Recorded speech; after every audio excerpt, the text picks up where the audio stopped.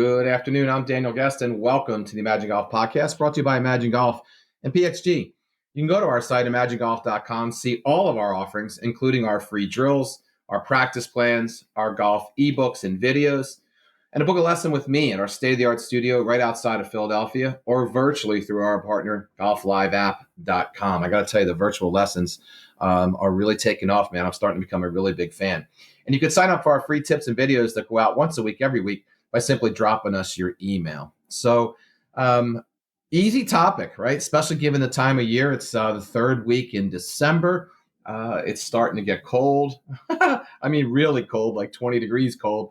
My son's coming in for the holidays, and I said to my wife recently, do you mind if I play golf on Friday? And she's like, no, not at all. It's going to be 19 degrees. I said, all right. How about Saturday? Oh, yeah, it's going to be 26. I'm like, all right, well, guess we're playing indoors then, So, but the topic today is simple, man. It's and how you can guarantee yourself to play better in 2024 or in the next year, right? So, look, everybody wants to play better. I've given 36,000 some lessons now, and no one of them had rolled up and say, hey, man, I just want to stay where I'm at. I want to be average, right? Or, God forbid, I want to hit the ball a little less far, a little less straight, right? Everyone wants to get better, right? And it's how it is, right? I almost said it's the American way, but it's every way, right? Everybody wants to get better at golf, right?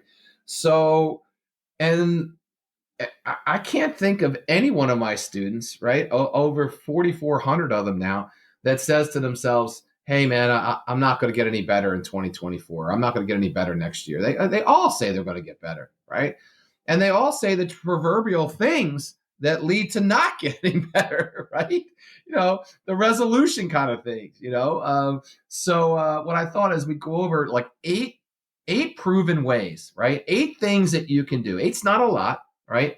And it's actually 7, but there's an additional one in there. So if you know anything about Imagine Golf, you know how much we like the number 7, right? So 7 or 8 things that you can do this year that are not difficult by any stretch, right? That are going to absolutely guarantee that you play better golf. And by the way, you don't have to do all 7 or 8 of them, right? It'd be great if you did, right? But do 3 of them, do 5 of them, all right? Or challenge yourself and start to try to do all 8 of them, and then look back 3-6 months into the year and see how many you've done. But I guarantee that that if you do these things, you're going to play better golf, right? So let's talk about a couple of things that I hear all the time that I assure you are not going to help you play any better golf, right? Yeah, and if you're like myself and anyone else, that listens to this podcast, you've heard these before, right? Hey, here's the famous one. I've said all these at some point. I'm going to play more. Right? I famously talk about a discussion I had with my wife. We're married 26 plus years, man, and I've been together 26 plus years. And, we're members of this club and full golf members, and it's a beautiful club in the area. And, I was up and coming in corporate America, and I used the membership for social reasons and business reasons as well. And, I wasn't playing a whole lot. The club was costing us a lot of money. And every year she would ask me, like, hey, what are we doing with the club membership? Look, I'm going to play more golf. I'm going to play more golf. And you know where this is going. I didn't play more golf. Right. So, but people say all the time that I'm going to play more, and they equate playing more to getting better. And there is not a correlation. There is not a there is some correlation, but there's not a one-on-one correlation. So just by simply playing more, you are not going to play better, right? By playing more and paying attention more and doing a few things differently and all that, then I think you will play better, right? But simply just playing more is not going to have you play any better, I assure you, right? Buying new equipment, right? My drive stinks. I can't drive the ball straight. I can't hit a ball far, so I'm going to buy a new driver, right? I got the new Costco driver just came out. It's a fantastic price. It looks incredible. It really does. And you know what? I got a gift certificate from Christmas. I'm going to buy it. I'm going to play better with that driver. No, you're not. Right? No, you're not. Right? And we did a whole podcast on this, but 90% of you guys and girls listening you need to be fitted for clubs. So, just by going to Golf Galaxy or Dick's Sporting Goods or your local golf store and picking up a driver or even wedges, anything is not going to make you play better. It's just not going to happen. So that's number two. Number three, I'm going to practice more. Yeah, I'm gonna practice more this year. I didn't practice a whole lot last year. I played a lot, but I didn't practice a whole lot. I'm gonna practice a whole lot, right? So Vince Lombardi famously said, practice doesn't make you better. Perfect practice does, right? And that's not his exact quote, but I'm paraphrasing, right? So um, just when you say it out loud, right? Just hitting more balls is not going to do anything. And I would argue that if you're a double digit handicapper and you got something going on in your game, just by hitting more balls, all you're doing is ingraining that challenge even more, right? You got to fix that. You cannot just hit more balls and expect different results. Golf is not like that. I use the analogy of basketball all the time against this theory, if you would. You can shoot 1,000 free throws, and I can guarantee you'll be better at shooting free throws after you shoot 1,000. You can hit 10,000 golf balls, and I can guarantee you're no better, right?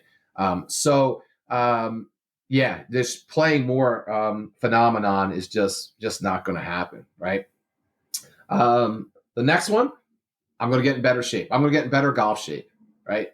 And I have to laugh because I've said this to myself a million times, right? They sell more gym memberships in December and January than any other time, all the other months combined for that reason, right? We're always going to have that resolution where we're going to get in better shape, and rarely does it happen. And even rarer still is golf shape. Most people say golf shape, but they don't even know what golf shape is. And then on top of that, they don't even know what they really got to do. What does golf shape mean to them? If you think it's unilaterally, you got to be in tip-top shape, you're out of your mind, right? I'm 58 years old. There's nothing you're going to do to get me in the golf shape that I was in when I was in my 30s. It just isn't going to happen, right? And then on top of that, all the other challenges that people potentially have from a health standpoint, what does golf shape look like? Well, it's different for every individual. And wouldn't it make sense to practice on the thing that's going to have the most impact, right? So, getting in better golf shape, just as simple, dropping some weight. And I'm all for dropping weight. I'm all for getting in better, air quotes, physical shape. But that doesn't equate. I've coached thousands of people that are in phenomenal physical shape and are not in good golf shape, right? So, just by saying you're going to get in better golf shape, that's not going to happen. And then number 5 on the list of how not to get any better, and what people say all the time is, oh, I'm going to join a club. I'm either going to join a country club, a private club, or I'm going to join a range, with some VIP benefits. I'm going to join an indoor facility that has Sims everywhere or whatever, and that's going to make me better.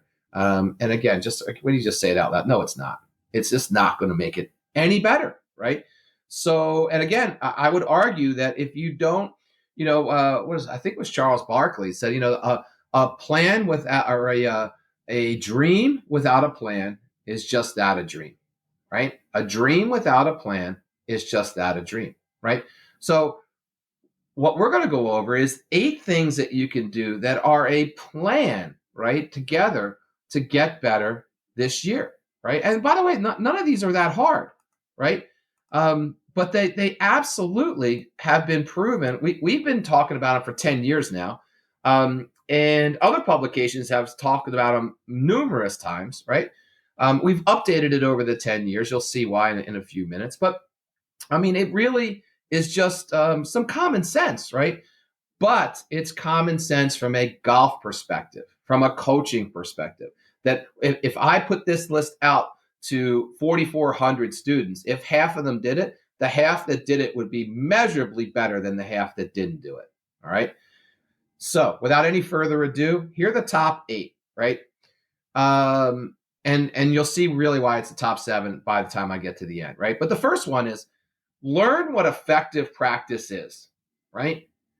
Just going to the driving range, and we call it raking a ball and hitting a ball, or hitting 100 drives, or hitting 100 balls, or whatever, or going through the bag. I always hear that, going through the bag with different clubs. That is not effective practice. It's good exercise, but it's not effective. It's not going to have any, by effective I mean, it's not going to have any material effect on how you get better, because it's not going after any root causes. There's no plan behind that effective practice, right? So you've got to have an effective practice, right? We like to have multiple types of practice, where there's block practice, where there's virtual practice, where there's pressure practice, right? There's all kinds of different, where there's just skills practice sessions, if you would, right? We have a whole podcast on just what practice should look like, what an effective practice should look like. But you've got to have a mindset and a plan towards your practice. If you're just showing up to the range, and hitting balls, or you have some idea or some mythology behind your practice because you saw it on YouTube, right, or TikTok or whatever, it's not going to work, right? It's not going to work, and I would argue it's going to hurt you. So that's number one. Number two is incorporate some golf technology. That's new this year to the list, and I'll tell you why. Because it's a real thing, man. Right at 58, there's no one that is. I'm not tech adverse, but I wasn't raised during the tech boom, if you would. Right there no. And by the way, none of the golf instructors that helped me, and none of the golf coaches that helped me in my formative years, where I was actually learning a golf swing, for that matter, had any access to data. Pros didn't have any access to data, right? So it's a real thing now, right? You could buy a launch monitor for $100 now. You could buy a sim in a box kind of thing for about $1,000. You could buy an entire sim you could put in your garage for less than a couple $1,000. Heck, my netting and stuff used to be a couple $1,000. Now you can buy the whole thing, sim in a box, for a couple $1,000. So, and that's just on the sim side, right? There's all kinds of sensors you can buy. There's trackers you can buy. If you're not using technology on the course, I don't even know how you play, right? Because if you don't know the exact distances, that's not, that's going to be a challenge. If you don't know the exact distance of your clubs, that's going to be a challenge. We did another whole podcast on just that as well. So incorporate some golf technology. Which golf technology is best for you? Well, I don't know, because I don't know your swing. I don't know what's going on in your game. I don't know your budgets. I don't know your commitments. So there's a lot of things that go into deciding what golf technology you should start with. But a simple launch monitor makes a lot of sense, right? And you don't have to spend a lot of money, but a simple launch monitor where you can take it to the range and it gives you a couple points of data that you can that correlate to your swing, right? And then you can start to understand that cause and effect relationship, right? That's an easy one. Club sensors, that's another easy one, right? Not even a couple $100, less than $100. Show you exactly how far you hit every shot, when you hit every shot, where you hit every shot on a certain course, right? So, but incorporate some golf technology. It's not the 10 percenters anymore that can afford it or whatever. It's everybody. And if you're not going to incorporate technology into your game, it's going to be harder for you to get better, for sure. All right.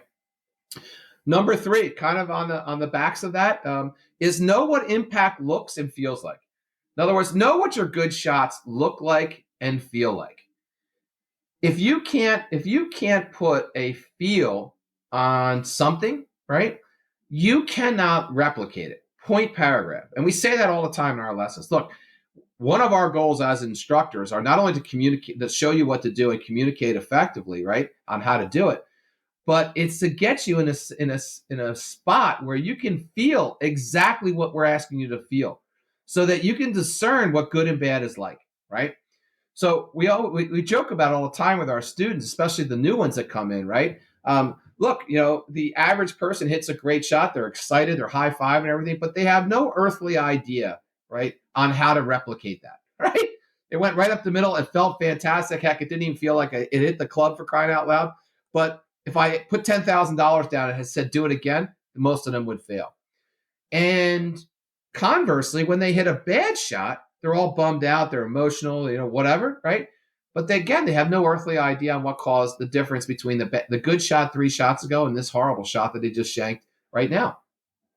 So if you don't have that cause and effect relationship, if you don't understand what impact looks like and feels like, then there's just no way you're going to be able to get better. Every shot will be an adventure, right? Every round will be a challenge, right? Everything will be different on a shot-by-shot, round-by-round basis, if you would. So you have to get an understanding of what impact looks like and feels like. A great way to do that is an impact bag. Again, I make a joke all the time, man. We spent $70-some thousand on a simulator. It's state of the art and everything. And what do we have in that state of the art simulator? A $16 impact bag, right? A cutting edge technology and a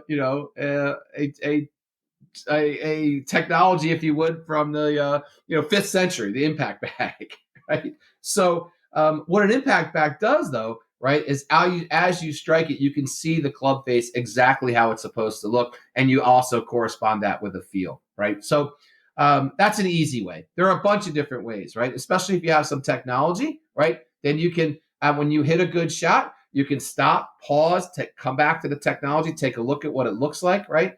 If you videoed yourself or whatever, see how your body reacted, what positions were you in, and then obviously, try to get a mental picture in your mind of what that feel looks like. But if you can't tell what a good shot and a bad shot, the difference between a good shot and a bad shot, then how in the world are you going to any better? I can answer that for you. You're not. All right. Number 4, I do think that you should work on your physical stamina, your physical strength, right? But in a golf specific format. Okay. There are plenty of golf exercise plans out there and golf training aids out there that can help this. All right. Golf Forever comes to mind. Phenomenal product, right? But there's plenty of them out there. But work on your golf physical strength and your stamina, right?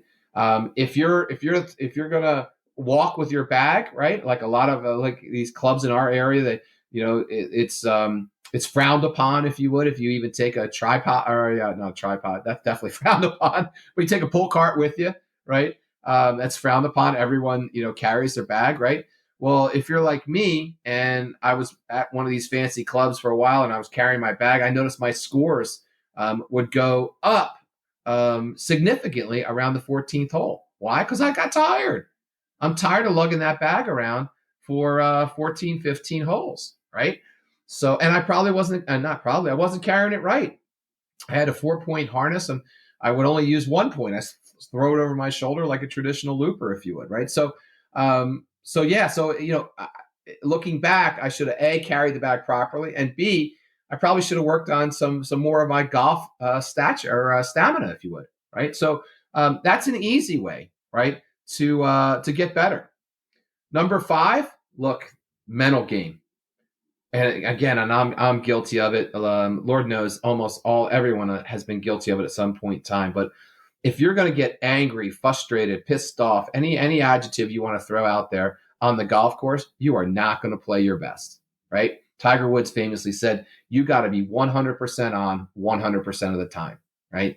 So and by the way, he's hit a bunch of horrific shots in his day and has come back, the very next year. Ian Poulter comes to mind. That guy is amazing when it comes to bad shots. If you looked at him in the Ryder Cup and stuff like that, phenomenal competitor. But I don't think I've ever seen a professional golfer shank so many balls, literally right off the hosel, and then par a hole, right? Or then come back and birdie the next hole or whatever. So, I mean, you talk about coming back and having mental strength, man. That guy is nails, right? Now on the LIV Tour, right?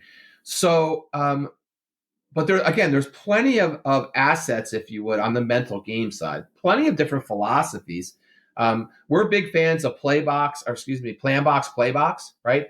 Where you stand behind imagine 2 boxes. The one box is the box like a tee box where you're hitting. We call that the play box. The plan box is, imagine one box behind that, where you plan everything. Imagine you had a caddy, right? And you're in that plan box and you're talking about what club you should select, where you're going to hit it, where you're aiming, how hard am I, all the things that you normally grind over top of the ball and keep your left arm, all those things. But you're doing that in the plan box. And once you cross out of that plan box into the play box, you are laser focused on only one thing: target, target, target. Again, if you just did that, if you listen to this whole podcast and you just did that, you're going to play better golf. I guarantee it, right? Guarantee it.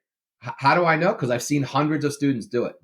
So plan box, play box. And again, we have a whole podcast on that. But bigger than that, right? Just try to keep your mental facilities in check on the golf course and play every shot 100%. And a whole theme here is you're going to absolutely play better.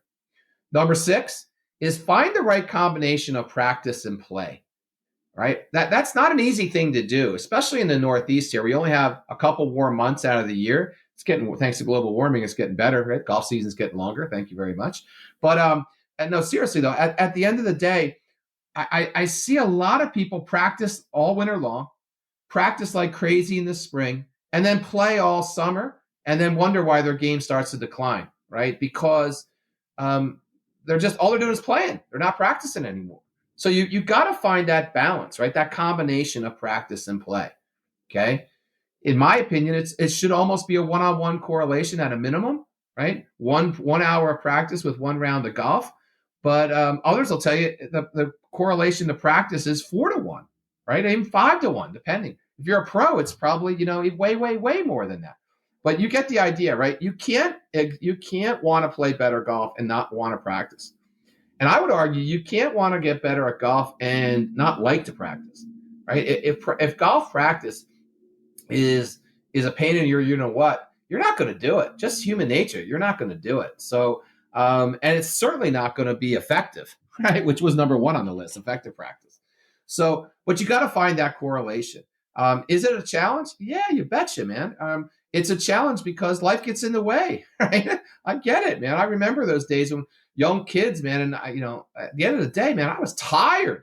Just not from work, man, just from my kids. And then on top of that, work and then a social life. And I'm trying to fit in a round of golf, 5-6 hours. And on top of that, I'm trying to practice at the driving range.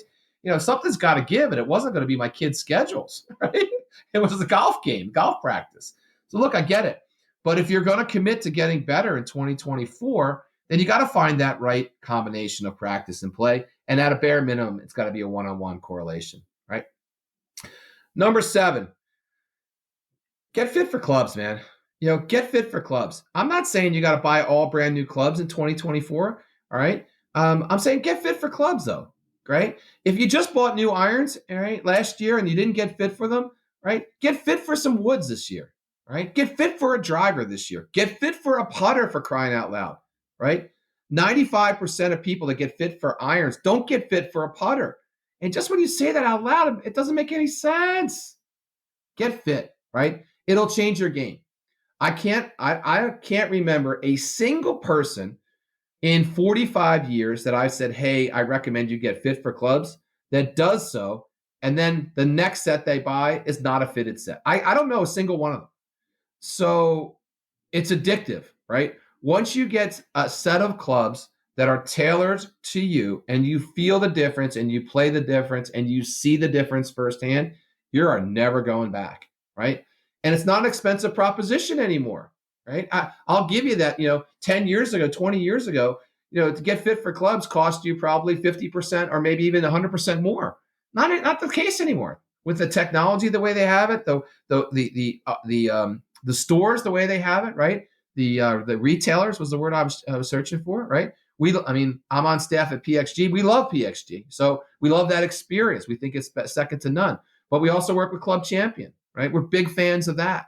So, but get fit for some piece of your game in 2024, right? And by the way, if you got fit for clubs 5 years ago and you still love them, right? Make sure they're still correct. And what I mean by that is make sure the loft and lies are still correct. Most places you can take it back and they'll do it for free. They'll check it for free. I can tell you that I just had a student who were really working on their posture and just their overall approach to setup, if you would. This person's like probably a 13 handicap, 14 handicap, striking the ball better than ever. And now that they're in a different posture with these clubs that they've had for a while, from Club Champion, so they had a great experience there. I noticed that the toe was really high in a lot of the shots, right? And kind of universally through the bag. That's not a good sign, right? So what we realized is like, look, his posture was distinctly different when he got fitted. So we simply called up Club Champion and told him, hey, I've been taking a bunch of lessons. My game's totally different now. He's 5 or 6 strokes better than what he was, and on his way to getting in the single digits. And is there anything they could do? Could they adjust his clubs? Take a look at his clubs. They said absolutely. Came in, had a little mini session with them, fitting session. They adjusted them, and he picked him up 2 days later. And man, the guy's striking the ball like never before. So and by the way, it didn't cost him anything. I don't think. I think the only thing it cost him was a tip, right? And he didn't even not even required. So, but make sure your equipment is appropriate, right? Make sure simple things like all your grips they match. I know it doesn't sound like a big thing. It is. Make sure they all match, right? Make sure that you don't have old grips on your glove. Make sure they're clean. You get the idea. But go for a fitting. Get some piece of your game fit, and you'll play better in 2024, right? And that was the original 7, right, that I came up with. And the last one is going to sound self-indulging, if you would, and it kind of is. But it's take a lesson. All right. I think even if you did all 7 of these, right, if you do them a little bit off, though, or if you don't if you do them on your own, I should say, without the advice of a seasoned professional, that's someone that knows you, seen your game, knows how you're playing, has helped you formulate a plan to get better, it's going to be different, right? You're going to have less success. So if you juxtapose that against taking a lesson, right, getting to know the professional, letting the professional get to know your game, your tendencies, and what you're trying to accomplish, and they helped you formulate a plan, then all the 7 above you'd be better at, right? You'd be more effective at with their input, if you would. So there it is, right? The top 7, and then the 8th, if you would, which is take a lesson. Just recap real quick. Number 1, learn what effective practice is. Number 2, incorporate golf technology. Number 3, know what impact looks and feels like.